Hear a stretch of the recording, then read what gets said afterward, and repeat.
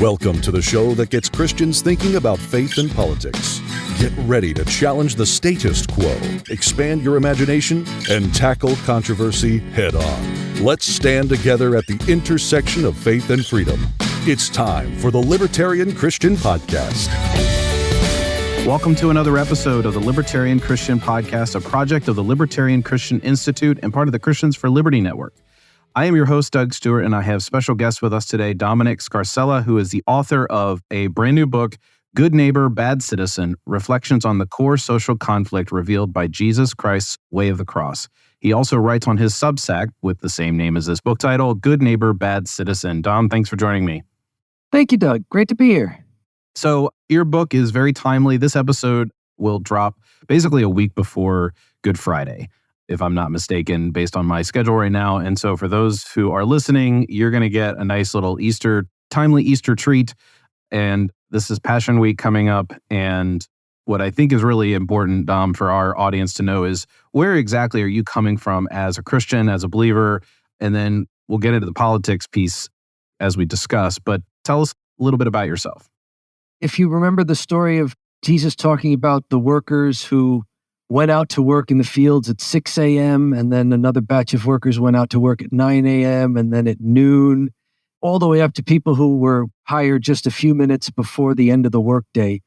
I was nominally Christian since birth, but I didn't really get to work until I was in my teen years.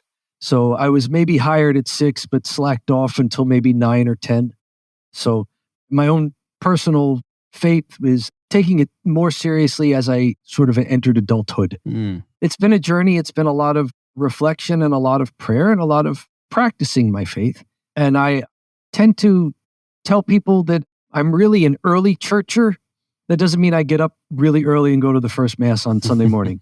It means I'm really interested in the early church, the pre-Constantine church, the church that was not politically powerful, was not imposing on other people, in fact, was quite on the opposite end of that power dynamic. Because you can see, I think there's a more genuine and a more honest faith there. And thank goodness that we have the New Testament writings that go back that far and can give us a glimpse into a kind of Christianity that we probably don't see as often in popular culture, especially growing out of the European Christendom era and sort of that making its way across the Atlantic Ocean to the Americas. So I'm very much steeped in the Gospels. I read everything in the Bible in light of the Gospels. So if the Old Testament is in conflict with the Gospels, then I know that's something that Jesus was correcting in his public ministry. And it quite often is that way explicitly. So I'm very much steeped in the Bible as God's gradual revelation in human history that culminates with Jesus. So the fullness of revelation is there in the Gospels. And then I color everything based on that. The Gospels are my palette by which I explore everything else, not only in Christian scripture, but in Christian tradition, all the way up to the present day where we try to embody the things that we say we believe. You said something early on as you were describing what you like to do in your Christian walk, and I forget the exact words, but you used the word practice. And I think that your book here, Good Neighbor, Bad Citizen, actually lends itself well to a reader who wants to have something pretty accessible to practice and to consider. Would you say, if I described it as somewhat devotional, would you agree with that assessment? How would you feel about that? I agree, and thank you for noticing that about it and having that kind of impression of it. It's a very short book, maybe 64 pages as a printed paperback. It is under 10,000 words, the body of the book, the introduction, the 5 chapters, and the closing prayer. So this can be read by your average adult in under an hour. Now, if you'd like to take longer and use it as a meditative aid, you can. It still won't be much more than an hour or so, but it's set up where it can be used as a devotional. I know there are many denominations of Christianity that still keep the Stations of the Cross as a devotional, especially during the time leading up to Passion Week into the Paschal season as well, or just for year round. At this point, it's this kind of thing that we can pray anytime we want, even if there's not a special season set aside to emphasize it. But yes, it goes through the 14 traditional stations of the cross. And I do that because I think the traditional stations of the cross are a wonderful way to not only break down Jesus's persecution, his ordeal, into smaller pieces that can be meditated more deeply on, but it also fills in the blanks that our Gospels don't tell us about because the original audience for the Gospels would have known it all. You don't have to tell people back then what a crucifixion is. You don't have to tell them what a scourging is. You don't have to tell them what it means to carry your cross on the way to a crucifixion. They know all this. So the Gospels are very, very brief in just mentioning this thing. When Jesus is crucified, all they say is they crucified him. That's it. No other details because nobody back then needed to be told what that meant. But we, an ocean and a half away, almost 2,000 years, how many different languages away, it's a very different culture. I think these very, very early devotions of the early church, like the Stations of the Cross, they hold a lot of richness for people in 2024 over in the Americas, speaking English or whatever it is we speak that's not Aramaic and Greek and Old Latin. Early on in your book, I have it listed here as on page 5 because I bought the print book. You have this sentence that I think in some ways is a nice hook for my audience. Okay. Quote, being a good neighbor requires a different mindset and value system than being a good citizen. I think that's a very attractive statement to somebody who's a libertarian and hopefully anybody who's a Christian. Unfortunately, it's not the case. A lot of times being a good neighbor and being a good citizen are wrapped into one sort of unit for a lot of Christians. Would you agree? And why do you think that's the case? There's been 1,700 years of that nonsense since the time of Constantine. I could have predicted that response, and I wasn't leading you, but I'm chuckling just because I'm like, well, duh, of course that's actually one of the explanations for it. Sure.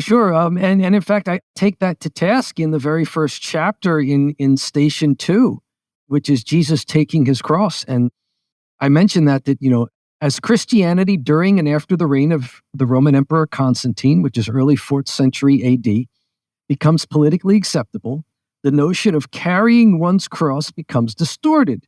After all, so-called Christians now occupy prominent positions within the hierarchical social order. So-called Christians share in the exercise of coercive civil authority. So-called Christians can violently impose the cross on others. What great progress for so-called Christian citizenship.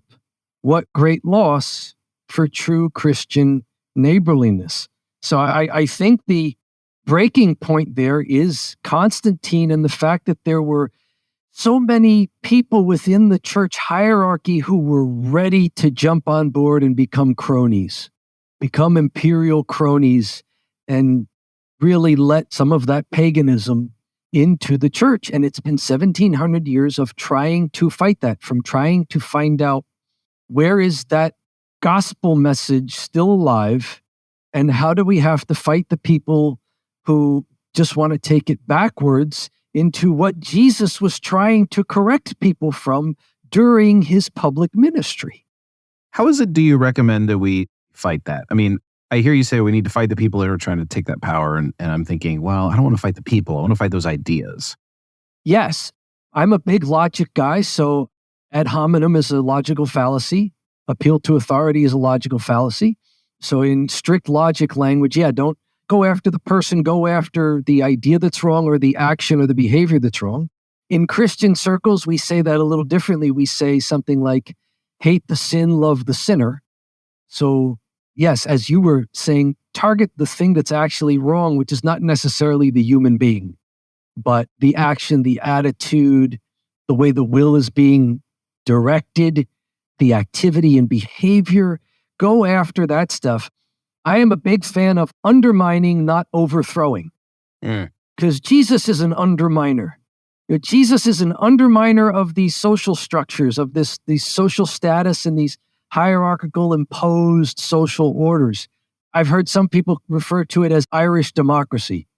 Simply don't comply with the things that are wrong and go about doing your business. That's why the book is called Good Neighbor, Bad Citizen, and not just Bad Citizen, because it's not simply about being a thorn in the side of the imposed social order, the government as we call it. It's about first learning what it means to exist positively in the world, in a society with other human beings, and how to treat them. So the Jesus model is good neighbor first, and it's the good neighbor part that makes him a bad citizen because of what citizen means.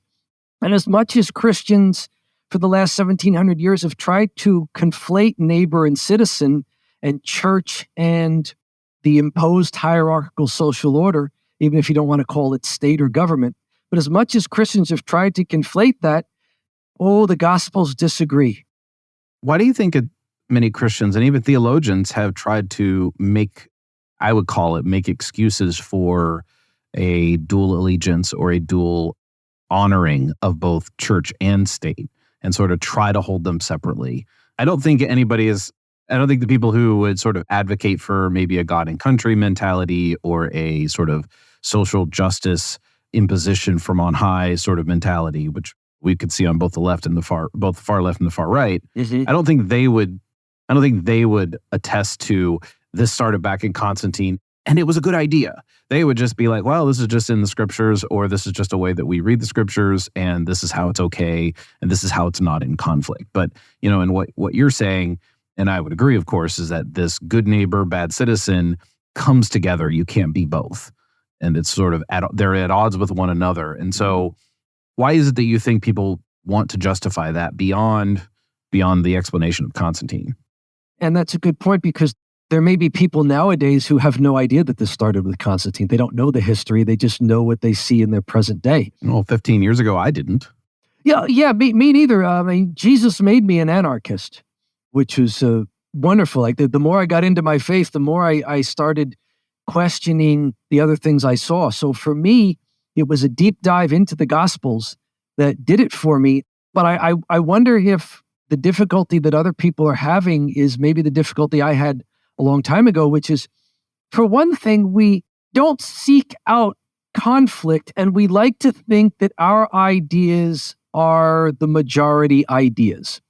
So if I believe in Jesus, and I believe in, say, the old creeds and the tenets of the old creeds, and I believe in the soul, I believe in salvation and redemption, I believe that there's a God who is beyond just our temporal, physical, material lives. I believe there's a part of us that survives the death, quote unquote, the death of our temporal lives. So I believe all that, and I want to think that the other institutions I see around me, especially the popular ones, are mostly aligned with the good things that I already believe. So I think it's from my own anecdotal evidence that I seem to observe elsewhere, it's a basic human desire to be liked and to think that the things that I like can be liked by other people. So why would I not want Hollywood and the news media to be Christian as well? Why would I not want the government to be Christian? And if you're approaching it from that standpoint, I think it's easy to cherry pick elements and say, oh yes, of course the government is Christian because the government keeps law and order, and I like order, and law is good, and because there are things you should do and things you shouldn't do. And so this all seems vaguely Christian to me. So there's that overlap there. I think it's a desire for people to want that.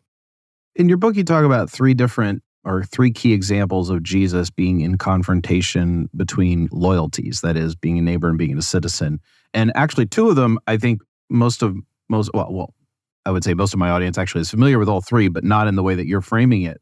One is the temptation of Jesus. The other is the role of the disciples, where they're asking him to have high status. And then the Good Samaritan. Mm-hmm. And the one with the Good Samaritan kind of caught me off guard a little bit, as in like, this was not an insight that I would have noticed. Now, if you want to go through the other two, that's fine.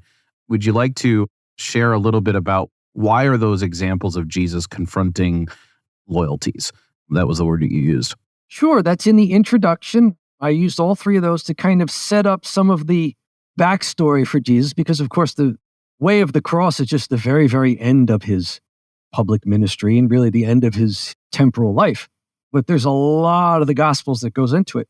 So the Good Samaritan to me is a wonderful example of these competing loyalties of neighbor and citizen. And I won't recite the gospel passage. I'm sure your listeners are familiar enough with it. If they want to go looking for it, it's handy. It's the Gospel of Luke, chapter 10, verses 29 to 37 is what I cite.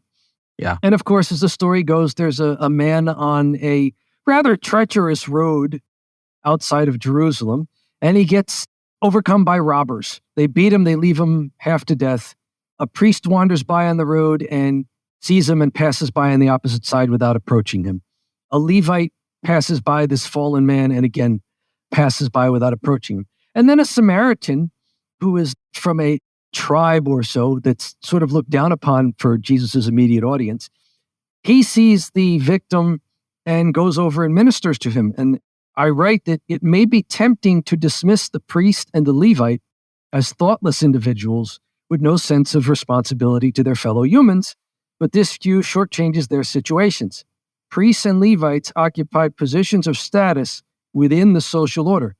So right away, I'm drawing that there's a little bit of citizenship maybe at work here.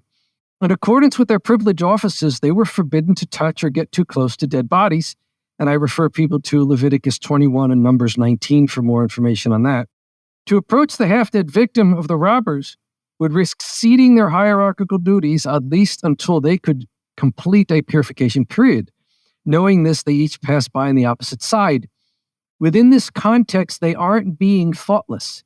It's simply that their most pressing thoughts are to their occupations in society. They aren't devoid of regard for their fellow humans. It's simply that their heaviest social responsibility they feel is to the hierarchical order.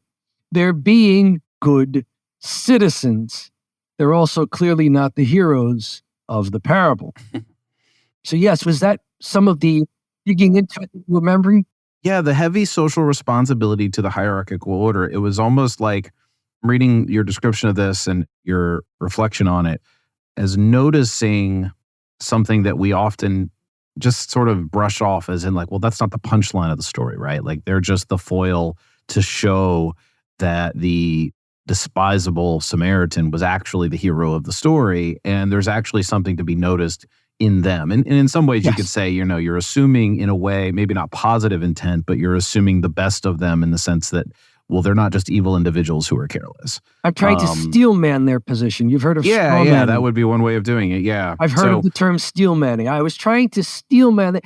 This book for me is an exercise in cognitive empathy, which I've been really trying to get into for the past several years, which is being able to see things from another person's perspective rather than projecting what I want onto the other person and pretending that they feel it too or that they experience it the way I do. This is an exercise in cognitive empathy here. Like, okay, so from a priest standpoint, what do all of these details mean?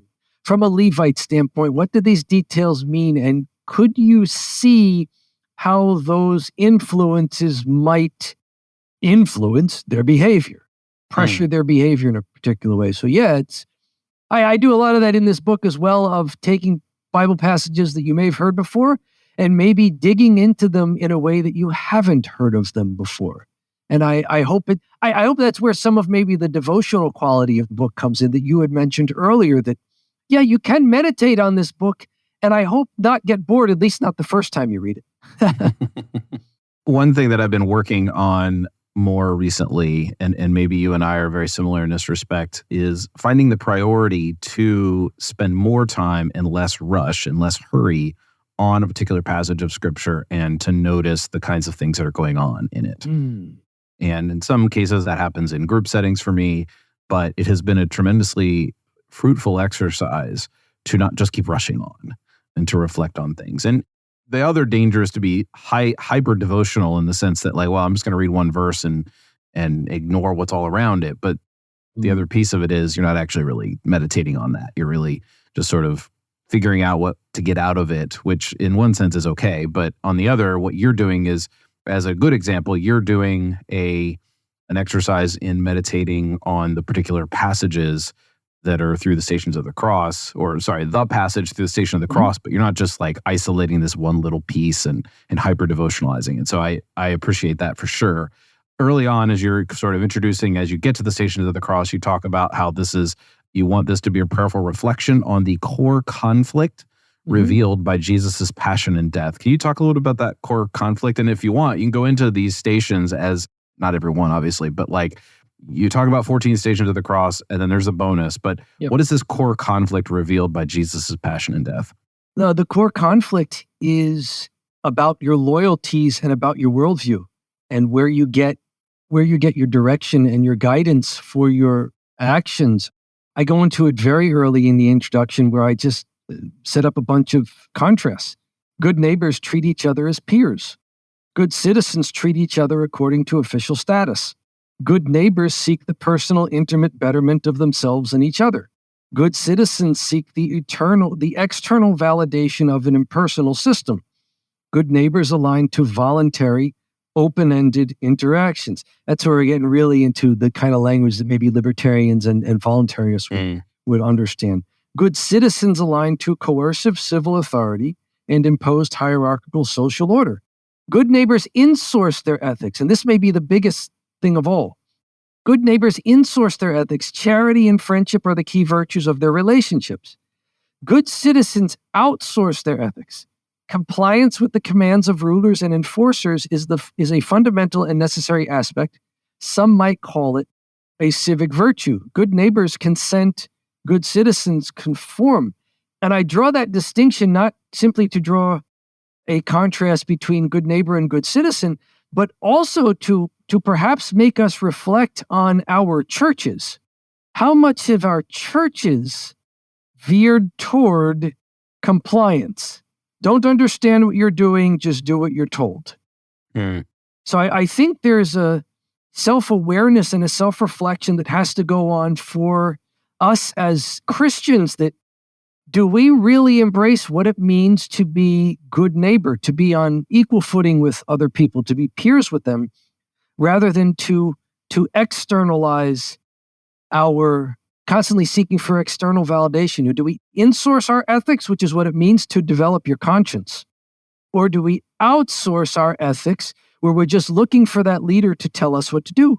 And a good gospel lesson about that is just seeing how often Jesus tries not to be known as the Messiah. Like when people figure out that he's the anointed one, he tells them, can you please not tell other people about that? Because I don't want people flocking to me and just going, oh, he's the new leader who's going to order us around. Jesus doesn't want to encounter people that way. He wants to encounter people where they are at their level, not as a person who's going to violently impose on them or who will threaten them with something if they don't do what he says. Jesus wants to meet people as a peer. Jesus is trying so hard as God, who would have every right to be hierarchically imposing on us. He's trying so much to be the good neighbor to us, to give us an example of that, but also to teach us that good neighborliness is the key to living your faith. It's not getting yourself in charge of an institution and making everybody do what you want because you won the election, or you drew the long straw instead of the short straw, or, you were just born into it for your name and some dynastic continuation. No, there's a neighborliness and a difference that is, and frankly, like you said, if you really want to get into it, the way of the cross gives you such a contrast between people who are trying to do what they're told, and there's Jesus, who's trying to undermine that and still even love the people who are awful to him. And I don't know that there's a particular thing I can point to in the way of the cross, because like you brought up, I like to read the Bible in context. So not only with the verses that are around it, so I don't do the cherry picking of a verse and just focus on that. Yeah. I can't stand those Bible verse a day calendars. They're so shallow to me. and they risk being dull as well. And I'm not a meme guy. I don't like, because memes are so often shallow and they're just something out of context that somebody's just trying to get a cheap punchline for. So I don't like things that are shallow. I prefer things that are deep. And I think the way you described trying to read the Bible is, you don't want to be slow, but at the same time, you want to make an effort. And an effort, of course, takes time. So I like to be deeper in my reading of the Gospels than just giving it a surface glance. But I don't want to do like fake devotional where you're just doing it so slowly, but not getting anywhere. Like you're not getting any more depth for your slowness. You're just being slow. You're not finding any more genuine insight. You're just cherry picking something and trying to assign something that you already like to it and using it to rationalize. I don't do that. I hope that the book does lead people and encourage people to take a contextual and a culturally relevant view of the Gospels. And by culturally relevant, I mean understanding the relevance in the culture in which these events happened, not before you get to how are they relevant to my culture. I think people want to go, how is this relevant to me right away? Yeah, right. Yep. But first you have to understand what it is you're reading. Understand what you're reading and what's happening here before you make a connection to something that you're more familiar with. Yeah, that's well said. Is there anything about the book you want to share and that I haven't asked you about that you want our listeners to hear about? And then where should they go to download or purchase it? You can find the paperback. It's all on-demand publishing at Amazon, at Barnes & Noble's website, or at lulu.com, where you can order a paperback and they'll print it up for you and ship it to you right away. It doesn't go through a third party. It doesn't go through a bookstore. It doesn't go through me as the author. I don't have stacks of the books sitting here in my home waiting to be shipped out. It's all on-demand publishing if you're like me and you like physical copies. If you're more of an e-reader, Amazon has the book available for their Kindle format, which you can also have Kindle for desktop if you don't use it on mobile devices. Barnes & Noble has it available for their Nook devices. If you'd like to get a good preview of the book before you decide if you want the whole thing, Amazon's Kindle version has a very lengthy preview of it, a free preview before you hit the buy button. It'll take you through most of the introduction, several pages into it, which takes you through the 3 Bible passages that you had mentioned earlier, Doug, and into crystallizing more of the conflict there. But depending on how you like to read with the physical thing in your hands, turning the pages, or reading yourselves, or I've heard even some people tell me that they get the ebook version and have their mobile or tablet app just do text to voice for them. So they make their own audiobook out of it. Oh, wow. That's pretty cool. Whatever you're into, the book is under 10,000 words. It's not a long read, but it's the kind of read that I hope is deep for people. And it's the kind of thing that I hope people can revisit if they'd like to, and can be used for different things. It can be used as your introduction to maybe this aspect of Christianity that you didn't know before. It can be used as your introduction to maybe the seasonal events of Lent and Passion Week, Holy Week, and then the Paschal season. It can be used as a little bit of a dive into the history of the time, or it can be used as a devotional if you want to use these Stations of the Cross and some of these Bible passages and meditations as a jumping off point for yourself exploring these aspects of your faith in even greater detail and with greater effort. It's almost a choose your own adventure for people. It does have a context and there's a realness to it, but I don't want to tell people that there's only one way to read a short devotional. There's only one way to pray the Stations of the Cross. There's only one reason why you should be interested in Jesus's persecution and in a time 2,000 years ago and the history. There's many different reasons why we may be drawn to this. Hopefully we all wind up pointing towards God and towards that holy transcendent and towards the revelation that Christ gives us. But that journey can happen from many different starting points and from many different motivations. And I hope the book is accessible to more people than just hardcore churchgoers or just hardcore anarchists and libertarians who, have been searching for something to say, ha ha, see, Jesus really is on our side. I didn't want it to be tribalist, but, some people may take it that way in one direction or the other. I hope it's something that's genuinely valuable to people.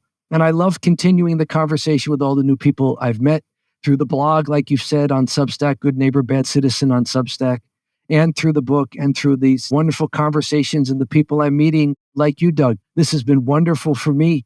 And it's been great talking with you and meeting you and sharing a little bit of our faith in this half hour or so.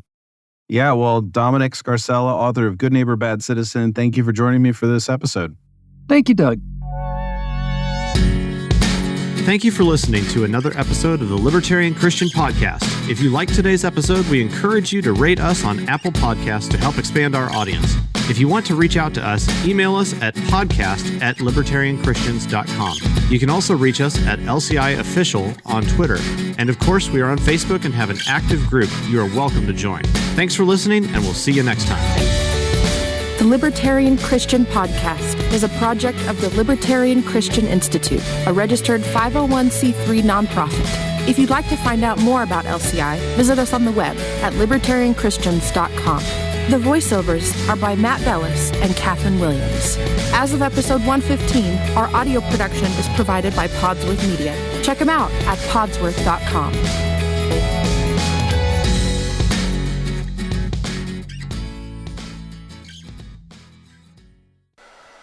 Hello, everyone. It's Doug from the Libertarian Christian Podcast. You might notice already that this recording sounds quite a bit different from usual. In fact, it probably sounds pretty crappy. Well, I'm doing this to show you something pretty amazing.